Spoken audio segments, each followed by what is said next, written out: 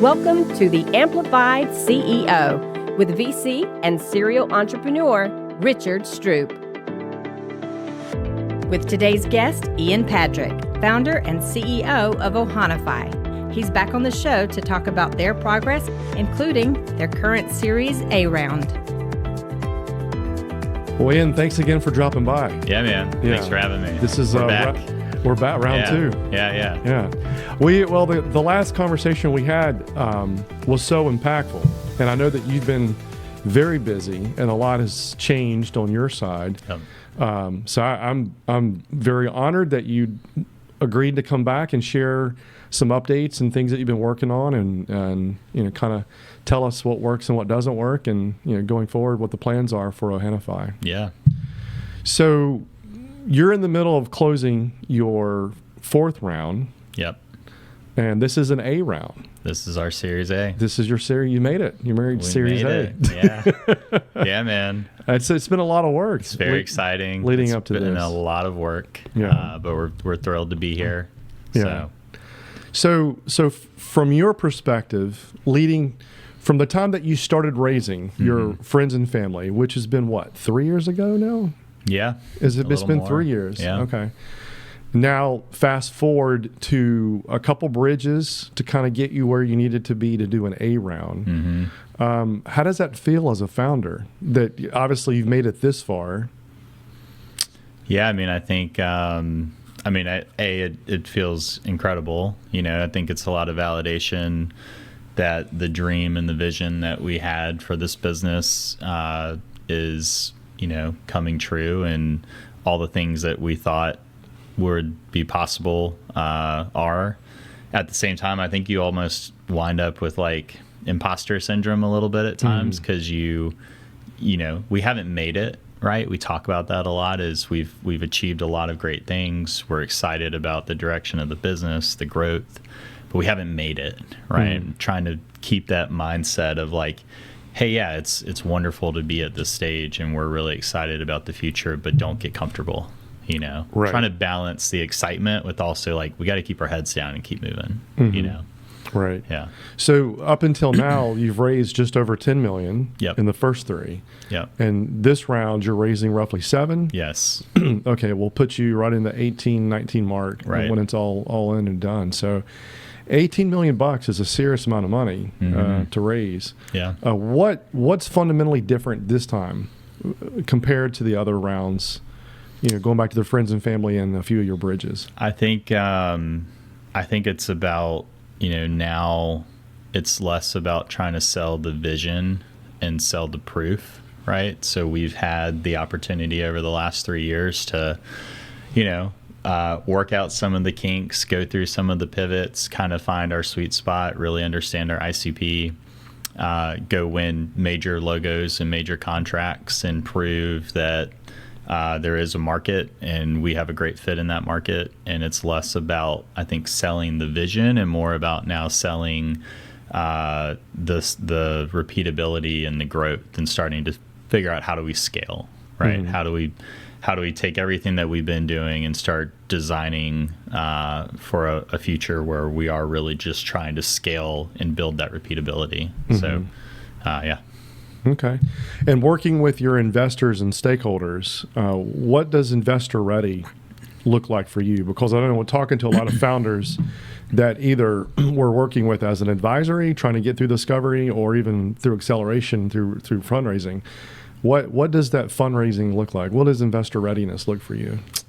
I think it's about repeatable growth, right? Like being able to show that what we're doing, we can do in a repeatable fashion and do it easily, and go, from where we're at today to, 3, 4, 5x the revenue in the next 18 to 24 months, if not more. And a big part of that is just being able to take this engine that we've been building and be able to go to the next one and turn it on faster and more efficiently and get people up and running and live quicker. So I think it's just about, the repeatability,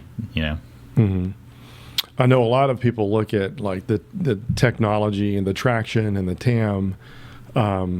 In some ways, the team. I always feel the team is probably the most important of the 4 T's. Yeah. From a fundraising point of view, looking at stakeholders and making sure that you meet their expectations, where do you believe their interests are aligned? Is it more the technology traction or team? What do they end up looking at? Yeah, I mean, I think it's all interconnected. I think that it all starts with our team internally. We always talk about like, how do we want to go build a big successful business that scales and does well? Well, it all ties back to this theme of turning customers into raving fans. But to do that, I think it all starts with your employees, your team first, your internal folks, and getting them aligned. If your employees are happy, then they're probably doing all the things that your customers need them to be doing so that they can be happy. And if your customers are happy and becoming raving fans, then that translates into revenue and translates into growth and happy investors, and everybody's happy. So I think it's all interconnected, but I think it starts with the team internally. We've got a big mission ahead of ourselves. We're not just selling a small chatbot widget, right? We're selling a very large, wide, run the entire business enterprise platform. If you're a customer of ours, you have 1,000 people, then all 1,000 people are using our system. And that's tough. It's difficult. So I think we've got to be aligned internally first and let that translate into happy customers and raving fans and, all that. But fundraising's still very challenging. Sure. It's incredibly hard. Yeah. But you give an impression, at least from my optic, that it's easy for you. You've had a lot of VCs contact you over the last couple of years. What do you think has been most attractive about that? Like, how did you curate that relationship with all these VCs and investors who want to give you their money? That's a great question. I don't know. I think that a lot of it boils down to, are you solving the right problems? Do you have a real opportunity? And we do. So I think that makes it easier to a degree. I think the market that we are in is extremely underserved, and there's a tremendous amount of opportunity for us to go be a very large player in the space. So I don't know. I think that naturally creates some ease. Not that fundraising is easy. I think it makes it a little bit easier. We've also been fortunate to have some great investors behind us for a long time that we've built relationships with over the years. And I think if we looked at all of the fundraising that we've done, even in this 4th round, the majority of all of our major investors have participated in every single round. And I think part of that is, they see the opportunity. They see the mission that we are focused on. But I think a lot of it, too, is building trust and relationships. It's something that I would probably tell, any new founder, don't underestimate the value of just building those relationships and spending time, whether it's, 8:00 phone calls in the evening or 6 a.m. phone calls in the morning or whatever. I think you've got to do everything that you can to build the trust and build those relationships so that when it comes time to have to go press the fundraising button, you've just got people who truly know you. They know the authenticity. Yeah, they know the business and the mission and the vision, but, all of it, I think, comes full circle, Out of all of your fundraising rounds, which has been the most difficult? I would say probably maybe our second bridge. I think the first one, I think they're difficult for different reasons. The first one, I think, was most difficult just figuring out, like, how do we even do this, right? Yeah. Like, what does this mean? What all goes into it? But then I think you learn over the years, like, how do you set really good expectations? So I think there were lessons learned coming out of the first one of, like, hey, we're going to take over the world and And then turns out like maybe you don't take over the world. Now investors are, hang on, well, you need more money. Like I thought we were good. So it's just, I think, navigating just the various stages of the business and learning as you go, and learning how these things work, and how do you try and do a good job of balancing like the optimism and the vision and the excitement with also setting very realistic expectations, so that when you do inevitably get to that next milestone and say, hey, we're going to do a bridge, nobody's confused or shocked or caught off guard. You know, yeah. It goes back to setting and managing expectations. With your investor base. Yeah, absolutely. Yeah. Was it difficult just trying to translate your vision during that second bridge, as far as like executing on what the goal was at the time, or what was the major issue? I think it was probably a combination. You know, I think the vision has evolved a lot over the years. It's something I'm a big believer in now. I mean, you can look at the history books and look at some of the most successful companies in the world. Very few of them, with what they're currently doing, like was that the original idea or the plan? You know, they kind of evolved and pivoted, and over time found their sweet spot, and we're no different. So I think it's maybe the evolution of the vision, being an early stage business, still navigating, trying to get revenue to the right points, you know, financials in a good spot, and then balancing all that with investor expectations and having to reset those expectations and say, hey, I know I told you we were going to go do this, but turns out we actually think we're better at going and doing this.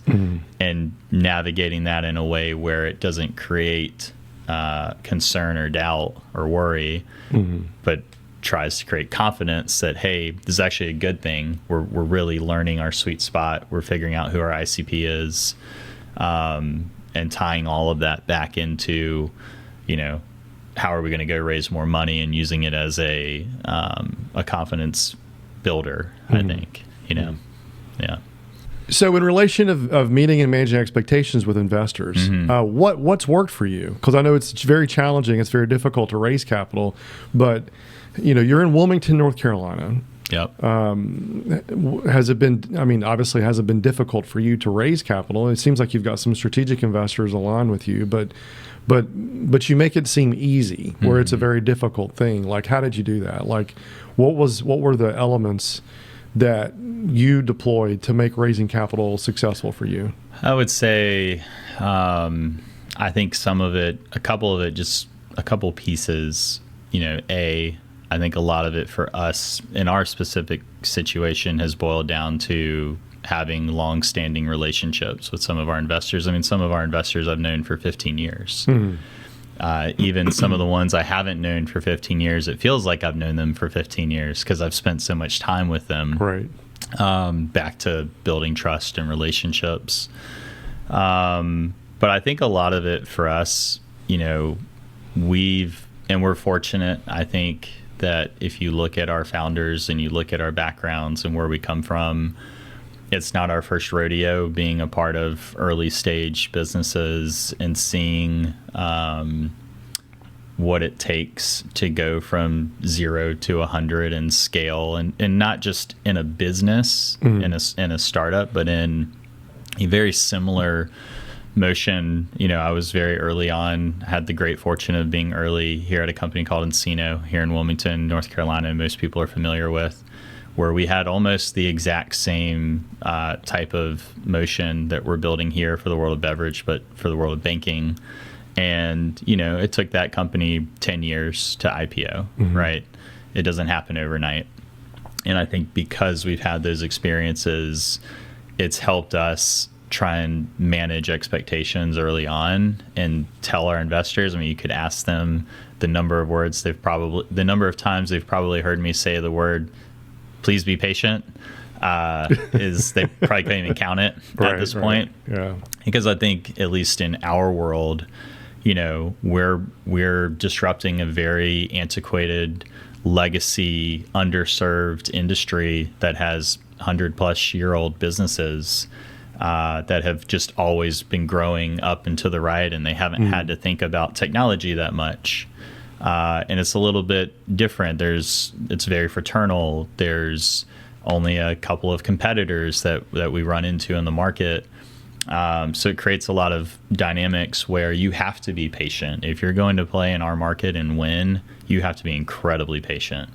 And that requires our investors to be incredibly patient. So I think it's the combination of having and building those relationships and just setting really good expectations with your investors. And in our world, trying to make sure that they understand when we say things like, hey, please be patient. It's not because people aren't working 70 and 80 hours a week and doing everything they can to bust this thing open. It's because we can work 100 hours a week. It won't change the speed at which the market moves. And we've got to be, I think, in alignment on like, hey, we'll do everything we can on our side, but we also just have to give this thing time for people to see it and trust it and start to let it spread. So, yeah. Right. Now, and you've had conversations with some tier 1 VCs. Yep. All over the United States. Yep.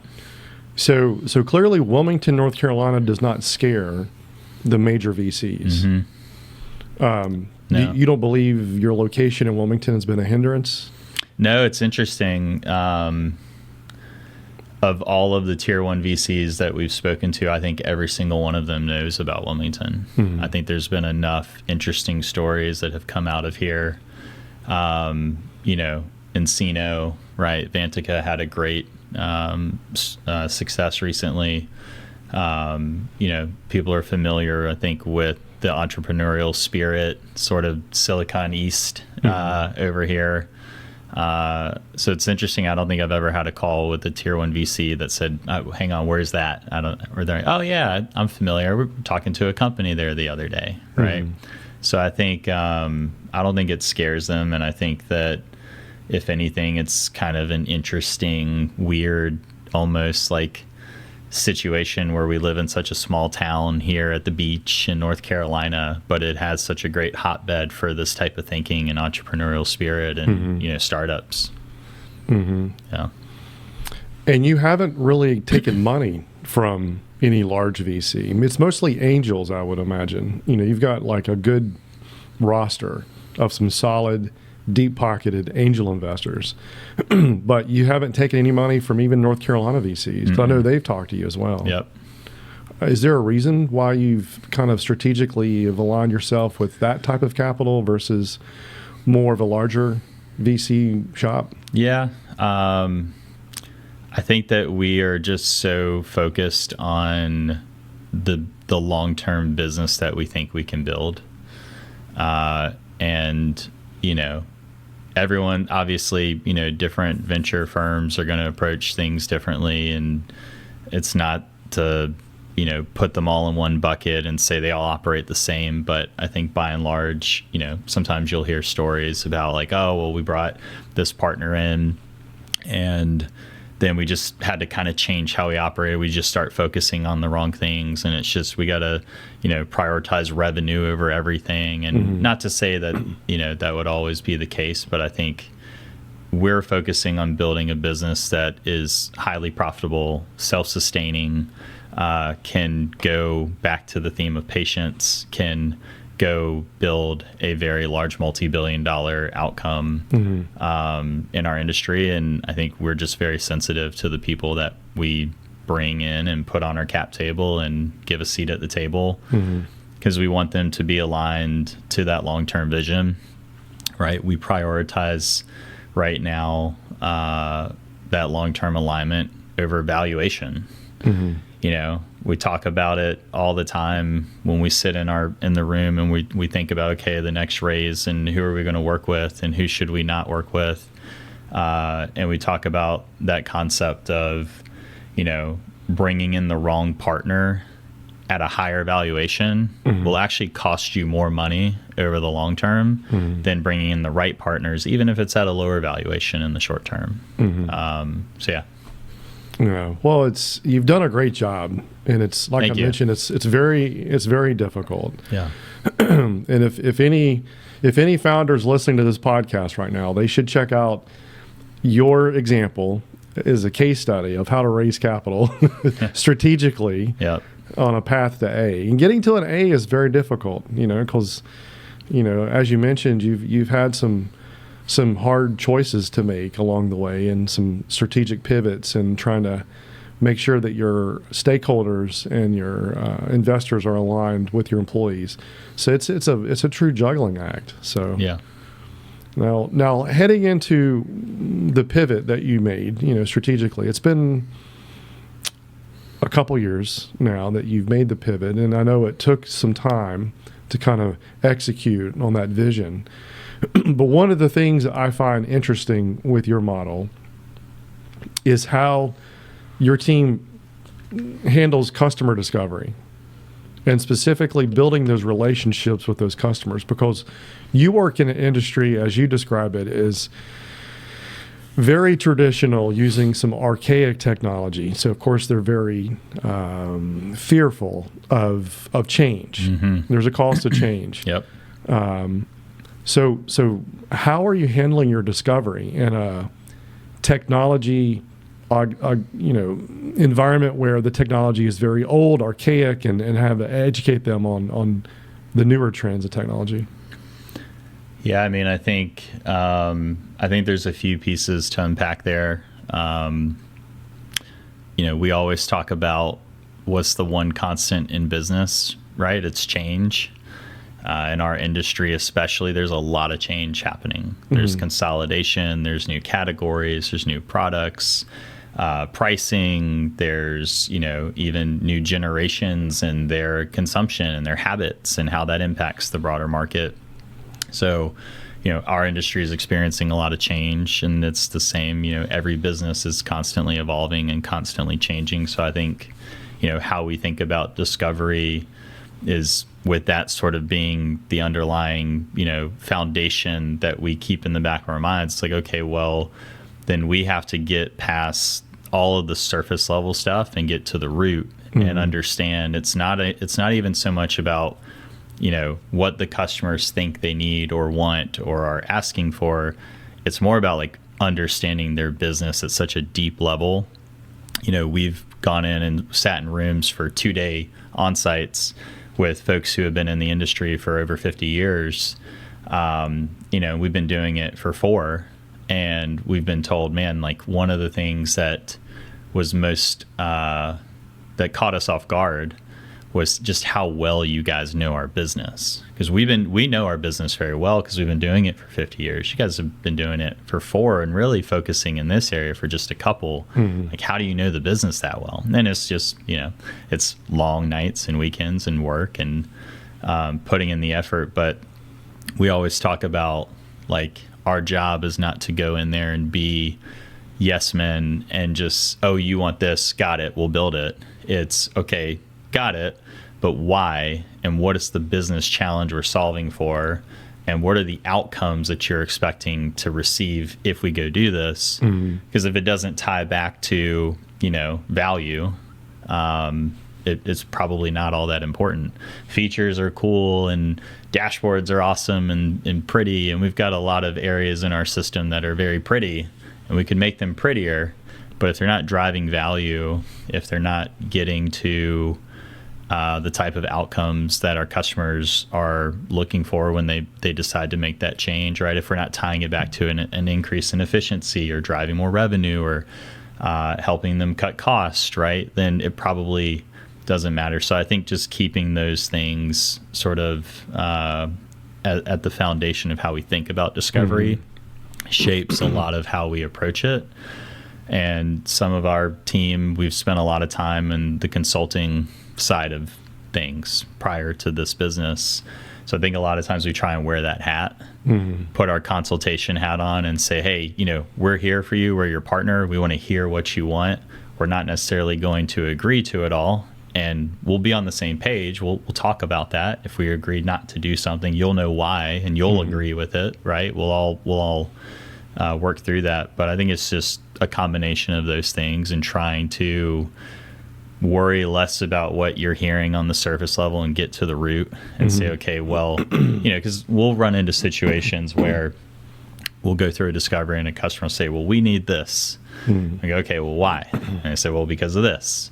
And by going deeper, some call it picking the scab, right? By going a little bit deeper and trying to get to the root, a lot of times what we learn is, hang on, this isn't a technology need or ask. This is actually a process issue. We could build a Band-Aid around the process issue with technology, but that's a worse outcome for them. Why don't we instead just work with their team to say, well, hey, we have another customer over here that's already solved that by doing this, and they just made a tweak in their process. So Right. just trying to balance all that. Right. Yeah. So when you're initially talking to potential customers Yep. and clients, you're meeting these people at conferences? Like, how do you make that initial touch point? Like, where are you meeting these people? Yeah, it's a good mixture. I mean, we do a lot of events in our industry. So we do meet a lot of folks at conferences. We get a lot of inbound interest as well. So sometimes we'll start with a simple Zoom call. But just, it's a good mixture. I think in our industry too, it's a lot of word of mouth and a lot of relationships that have been built over the years. So, we'll get an email out of the blue that says, hey, I was talking to so-and-so and we're looking for this and they mentioned you guys and would love to set up some time, Right. But we're also really big on doing things in person, maybe a little old fashioned in that regard. I think shaking hands, breaking bread together, like that stuff goes a long way. I think in 2026 when everything's digital and everyone's on Zoom calls and AI's running around everywhere, sometimes it's good to just sit down with someone in a room and build. And they require, you got to get on a plane and you got to go do that, but it's worth it, right? Right. Yeah. So planting some seeds early Yeah. in the life cycle, whereas you're just trying to get your name out. And, hey, this is what we do. This is how we do it. Here's your competition. Let us know if you want any more data. And then obviously they come back around and say, yeah, I remember talking to you. Yeah, I think maybe kind of tying into that, I think we've learned over the years, it's almost like this concept of the more you chase something, sometimes the less likely you are to get it.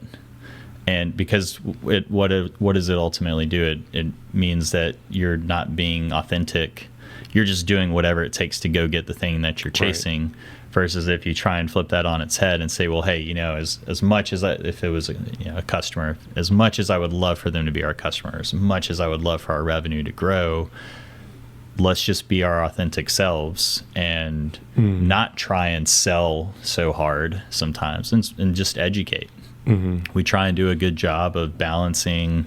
We need to be selling, of course. We have investors. They want us to be selling. Yeah. We want to be growing the business.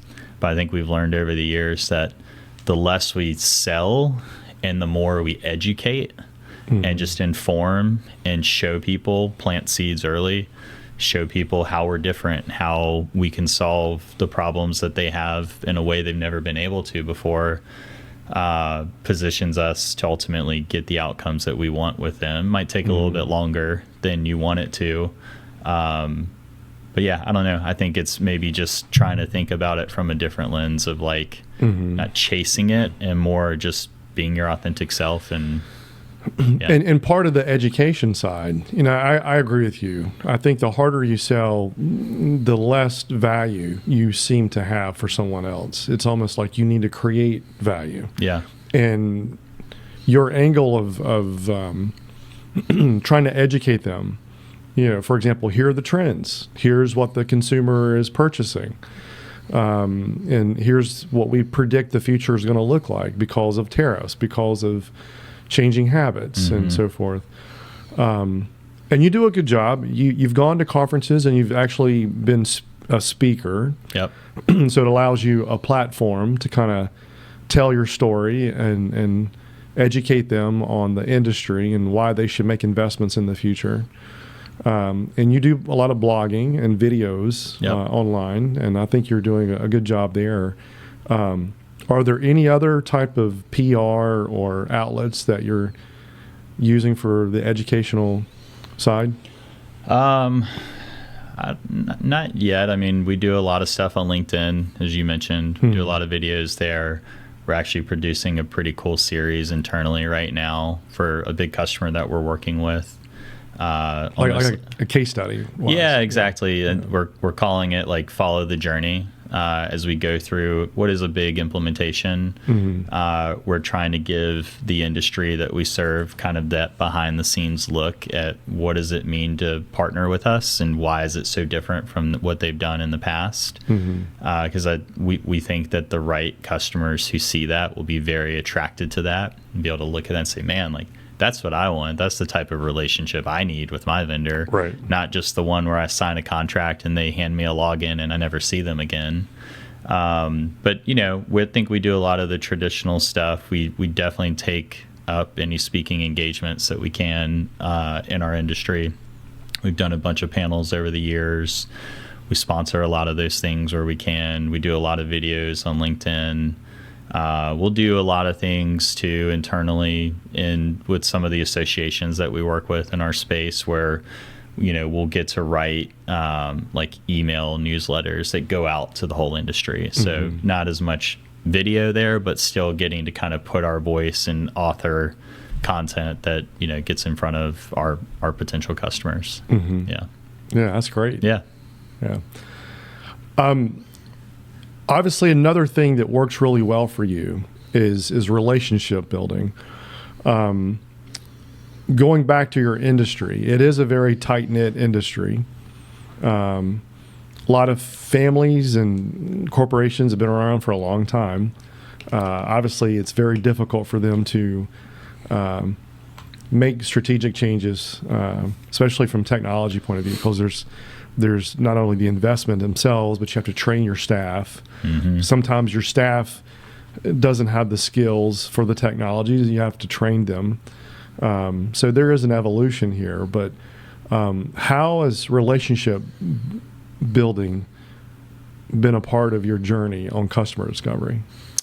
Yeah, I think it's everything. I think it's a day one thing. If it's our very first conversation, we've never met you before, we're going to jump on a call, do more of an introductory type of call. We're looking at that immediately.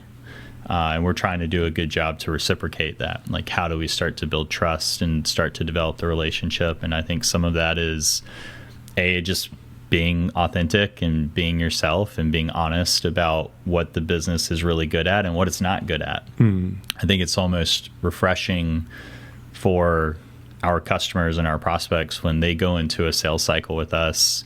We're not there trying to sell them. We're there trying to just be honest about who we are and what we're focused on. And hey, if that's a good fit, well, we should keep talking. If it's not a good fit, well, that's okay. Maybe we'll see you down the road.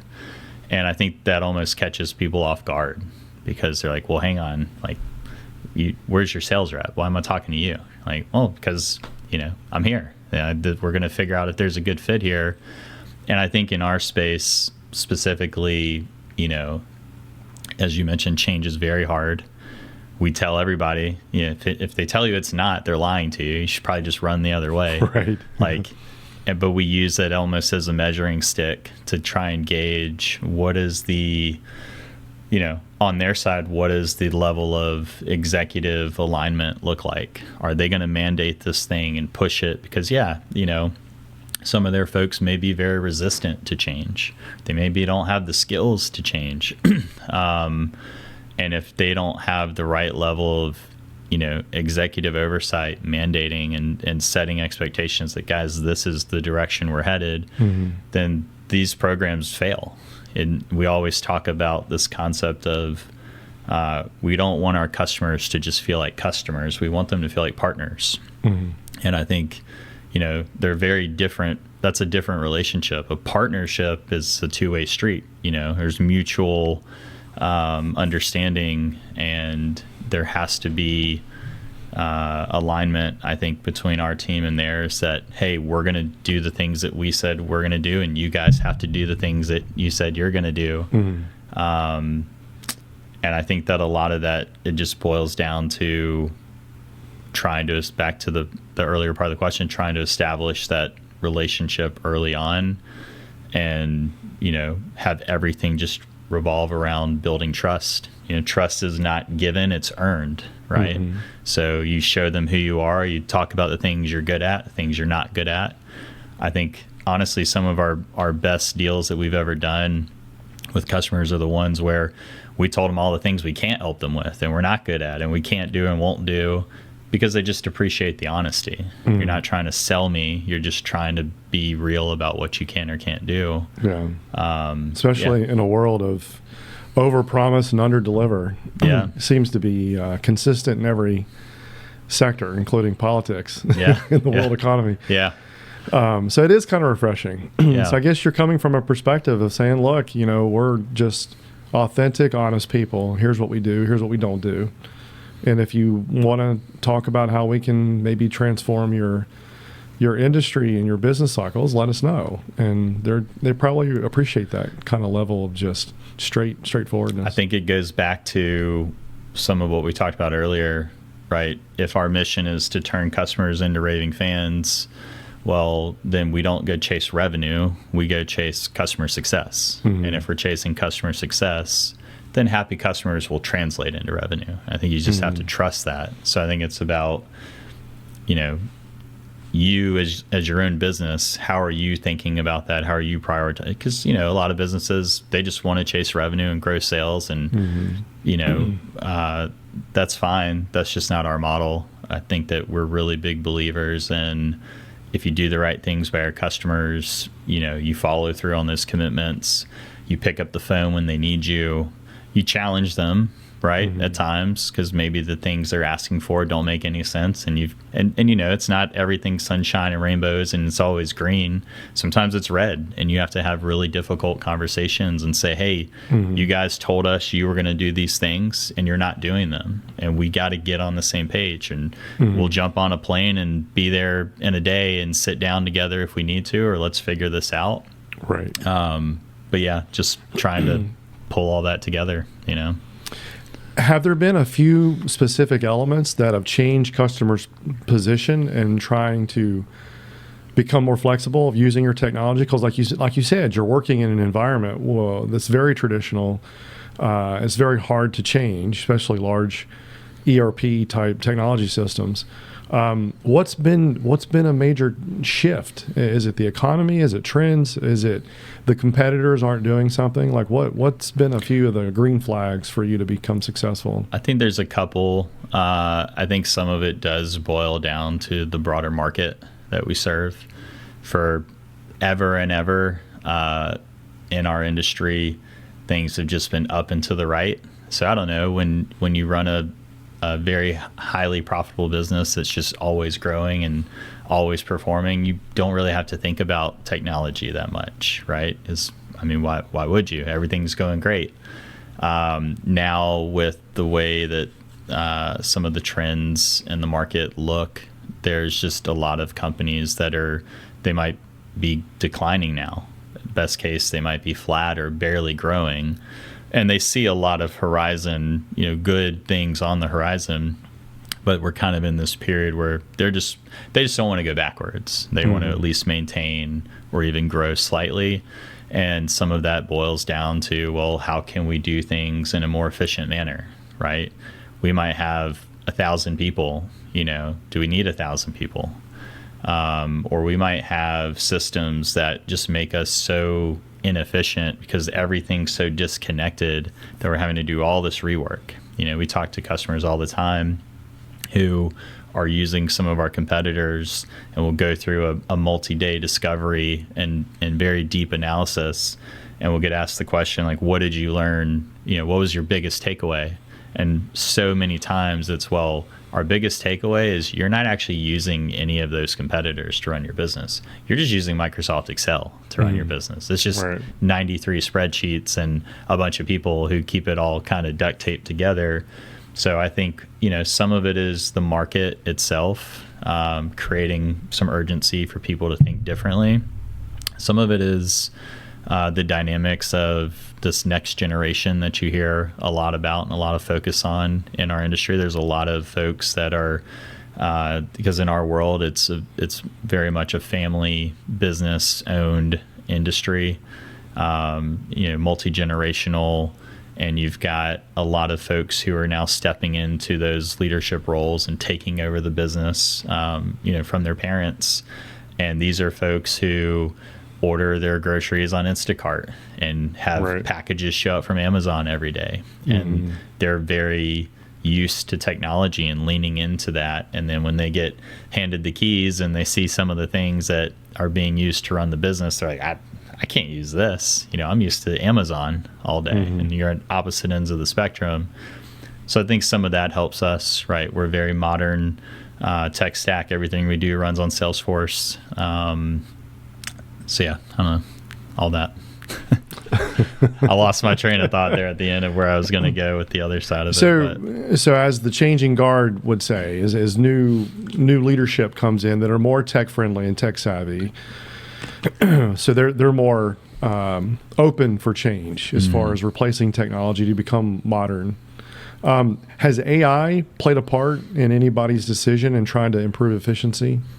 Absolutely. I mean, everyone in our space is at least thinking about and talking about AI. One of the big suppliers that we work with did a study, I think 2 years ago, to look at the wholesalers in the network and say, what percentage is actually using or at least thinking about using AI in the near future. And I want to say it was like 13%. It was very low. They did the same study the next year, about a year ago now, 60%. So the interest is there. Now, as we know, AI starts with good data. A lot of times what we find is customers who are excited about the opportunity to, hey, how can I inject AI into my business? Well, we've got a lot of ways that we can do that. Let's look at where you're at and, okay, hang on. Well, you want to go from very old, antiquated system with really bad data. You're not even automating anything today. Don't even worry about AI yet. We got to get some automations in here, get some efficiency gains and some wins. So it's almost, we talk about this crawl, walk, run of, you're in the crawl phase today. Let's get you walking. And then, let's figure out very quickly after how we can get you running. So I think everyone's talking about it, thinking about it, very interested in how it's going to evolve this industry for the better. It's just about, I think for us, balancing the excitement with what can they realistically do right now versus, hey, with a little bit of time and maybe a change in how we think about some of the different processes, what could we also get to pretty quickly, not too far down the road. Right. Yeah. Well, that's very exciting. Yeah. Obviously, when you focus on building champions and building a fan base and with your customers, obviously there's a lot of excitement. Can you share any cool success stories that you've had recently? Yeah, I mean, I think one of the really big ones, we released a new product not too long ago that we had been building in conjunction with one of the largest suppliers in the country who has a very large wholesaler network. That was a labor of love and a lot of lessons learned along the way because it was a brand new product for us, but that product's now live. We've got a couple of customers using it, great success, loving it, and we're very excited about just some of the operational efficiencies that it's going to create for them. In our world, and it's an e-commerce solution, right? Okay. So in our world, there's a big push towards getting a lot of the retailers that order from our wholesalers into, a retail ordering platform. You can think an Amazon-like experience, just B2B. But I think what we're most excited about is we didn't just go turn on a simple, ordering portal. There's a lot of really exciting features that are either there right now or very quickly coming. How we dynamically serve up banners to the right retailers at the right time of year, or how we dynamically serve up pricing and promotions to help try and drive more sales, which, the retailers as well, need and want, because if they're getting the right products at the right point, they're flying off the shelves, and then they're happy, and then the wholesalers are happy, and the suppliers are happy. And so that's one that we're really excited about. I think it's going to have a lot of legs and traction for us. Yeah, that's great. Yeah, that's exciting. Yeah. So you're closing your round. It sounds like you've got customer pipeline, very defined. How do you see the future? Like, obviously, customer success sounds like it's a big component of how you make these customers happy. And it sounds like you got a feedback loop that's actually helping create new content, new products and services for all your customers, which is great. I think all startups should not only, develop that early on for your MVP and getting yourself validated, but then having that feedback loop even through your entire cycle, so that your customers can help you shape the future vision of your application. So going forward, what does the growth look like for you? Like, how are you going to challenge yourself? And now that you're raising a fresh $7 million round, what do your areas of growth look like? But then tying all of that back, I think, to, where are we investing? I think if you look at our company today, like, we don't have a sales team right now. Everything is customer success. Everything is product. I'm probably the closest thing we have to a sales team right now. We're really proud of that. As crazy as that may sound, we're, especially in our market, it's not the same for every market, obviously, but in our market, we've got enough momentum with some of our big wins and some of the customers that we're working with that all we have to do is just make them successful, and the rest will follow. If we turn them into raving fans, they'll tell their friends, and their friends will be more naturally inclined to give it a shot because their friends just had great success. And they said, well, look at this. And man, the way we used to operate was we had to have this over here and these 7 people all doing these things. And now, like, boom, I just got a dashboard. I can see it pulled up anytime. Right. So I think we're really focusing on over investing in customer success and over investing in product. If we have the best product and we have the best customer success team, then revenue and sales will take care of itself, right? So I think it all, maybe to tie back to the earlier question, it's all kind of circular, right? It starts with our employees. If we take really good care of our employees, right, they'll take really good care of our customers. They'll build the best products for our customers. They'll pick up the phone for our customers. And then our customers will go tell all the other folks that we hope to become customers. And how many employees do you have right now? 26. 26. Yeah. And obviously with the fresh round of capital, you're going to start recruiting. Has it been difficult for you to recruit good talent? No, not difficult. I think we're fortunate that we have a lot of applications. I think for any given role we put out there, we get 300 plus applicants within a couple days. And these aren't just North Carolina residents. No, all over. You're implementing a remote model as well. Yeah. We have a big footprint here in Wilmington, but we've got a handful of folks today who are remote up and down eastern seaboard. I think a lot of small companies have a challenge with that. Like they feel like they need to actually see their people every single day. And I believe if they become comfortable with the remote model, they can tap into, different resources that are not geographically available, and being able to scale faster.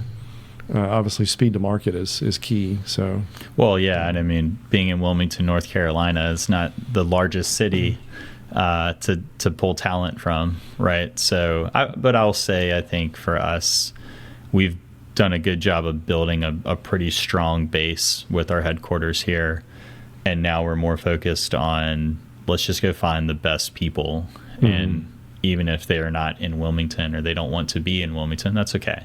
At the end of the day, if they're doing the things we need them to do and making our customers happy, that's all we care about, know? And yeah.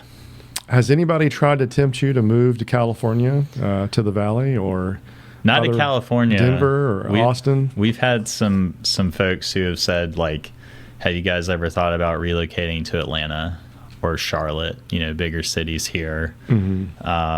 Which, easy answer is no, we're good. You're set. We're set. Yeah. We're happy here. Okay, man, I think that it's just such a great culture to be a part of here. Even like business aside, having our family live at the beach and being able to make that part of like our child, our children growing up. That stuff goes a long way. I mean, we do like beach cleanups as a team. We do VTO days where we'll go out and try and inject like the area that we live in into the culture and the fabric of our business. It probably makes sense to open up an office and keep our headquarters here, but eventually maybe an office in California so that you can kind of tap into some of the resources and investor community out there. I talk to some of my other founder CEOs, and I'm always asking, why don't you consider North Carolina? It's a great place to live. There's great people. Schools are great. There's a good supply of talent. The cost of living is relatively cheaper than other large metro areas. And every one of them tell me, like, nope, we got to go where the customers are. And then they tell me, where's your customers? Oh, California, Austin, or Denver. Yeah. It's all over. Or DC. Yeah. And I'm like, yeah, well, those areas are very expensive to live in. Yeah. I think there's a balancing act, right? Like you said, we're very happy here, but as we continue to grow, we'll probably have to look at opening some other offices, especially just thinking about time zones, right? Thinking about, hey, if we always want our customers to have the best support that they possibly can, and we do, then we've got to have people who are available that are in the same time zones and same hours and working the same schedules as they are. So that's a big piece of it. So what areas are you hiring in right now? Product and customer success. Yeah. Okay. I mean, everything, whatever we can do to build more faster, and whatever we can do to make sure that our customers are always feeling like they're the only customer. We have customers today who, we get asked all the time, like, what's your average response time? And we're like, man, we've got customers who will call us, and 5 minutes later we're calling them back and saying, hey, refresh your screen. And they're like, oh, awesome, we're good to go now. Yeah. And like, that's just unheard of for them. Yeah. But we really think about our business and how we position ourselves. While we are a technology company and our offering is a technology product, we think about this, it's the scales, right? It's a 50-50 balance. So we've got to have the product, but we've got to have just as good customer success and support. And not just as we go through implementation. We always talk about our go live. It's just the starting line. It's not the finish line. It's the finish line to the implementation, but it's the starting line of the relationship. The now that we're using it and adopting it and making it part of the fabric of the business. So it's that ongoing success, and we've got to balance the scales and make sure that as great as the product is, they could say just as many good things about the team that supports them. Well, it sounds like you're hitting on all cylinders, as always. You got people throwing money at you. It's very easy for you to raise money, and it sounds like your pipeline is exploding, and you're about to hire. So if anybody's out there listening, wants a job at Ohanafy, they're hiring. What does the next 6 to 12 months look like for you? I mean, obviously, you've now the hard part's done. Now you've got to execute on the vision and kind of scale this model. Where do you think you're going to be over the next 1 to 2 years? I think right now, with a lot of the big wins we've had lately, we're really focused on building this machine. Making it very repeatable so that the next few that come behind them can go live on our platform that much easier, that much faster. So I think right now we're kind of building the machine, and I think the next 6 to 12 months, 18 months is then about proving the machine, like proving that the systems that we've built, the things that we've put in place can help us scale in a very efficient way, and in a very as friction free as can be for our customers, so that when they go through what is, for most of our customers, it's the largest technology change they've ever made, right? Because the system touches everything. It's their core platform. So they don't want to do it very often. They want to do it once every 20 years and never touch it again. So trying to make that process as easy as it can be, not just with the product, but also our approach. Right. How do we gather information? How do we digest that? How do we send that back in a manner that is very concise and makes sense, and that the customer can make sense of and make quick decisions from, and just try and compress timelines and try and compress the amount of effort that it takes to pull this off.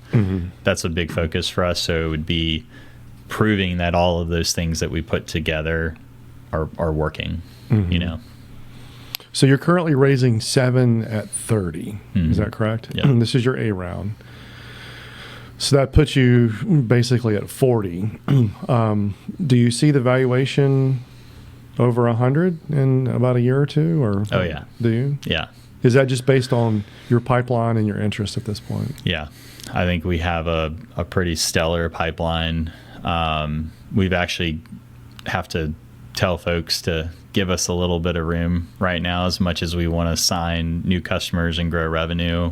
We've got some very strategic projects that we're working on that are also reshaping a lot of our product and our approach, that for those that are waiting to get started with us, they will benefit greatly from.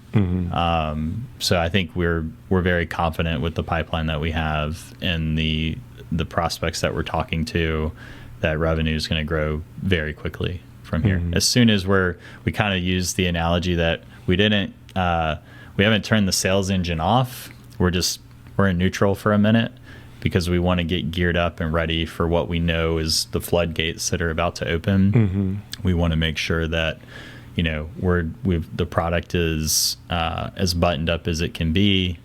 It's always evolving, but there's a lot of really great enhancements that are coming out of the work that we're doing. So getting those into a really good, solid state, and just continuing to improve our process with customer success. How do we approach implementations? How do we gather data? How do we easily get people's historical data into new systems? That's always a big part of it. So just almost slowing down so that we can speed up. Right. Yeah. And how has all this success affected your personal life? And are you working some crazy hours? I mean, it sounds like the party is just now about to start. Yeah.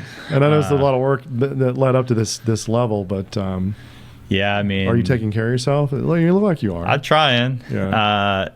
I'll shout out to my wife, who holds down a lot of the day-to-day for us at home, so that I can be focused the way that I am. I mean, a lot of travel. I'm on the road almost every week. Sometimes it's multiple cities in a given week, or we've got conferences and events we're going to. So it's definitely picked up. We've gotten very busy, but it's a good problem to have. We're very glad to have that problem. But, I think it's also a balancing act. I've got 2 young kids. I've been married for 12 years. So you've got to work your tail off to make these things a success, but you've also got to not lose sight of what's ultimately most important at the end of the day. Right. And get that time that you need. You got to recharge the batteries, Right. We tell people all the time, hey, I'd rather lose you for a week than lose you, because you're just burnt out and fried. So it's trying to balance, it's the work hard, play hard. We work really hard.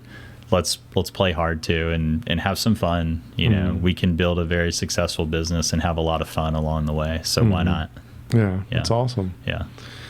Well, again, congratulations. Thank you. It's a major success for you, and I'm very happy for you, your family, and all your employees and shareholders.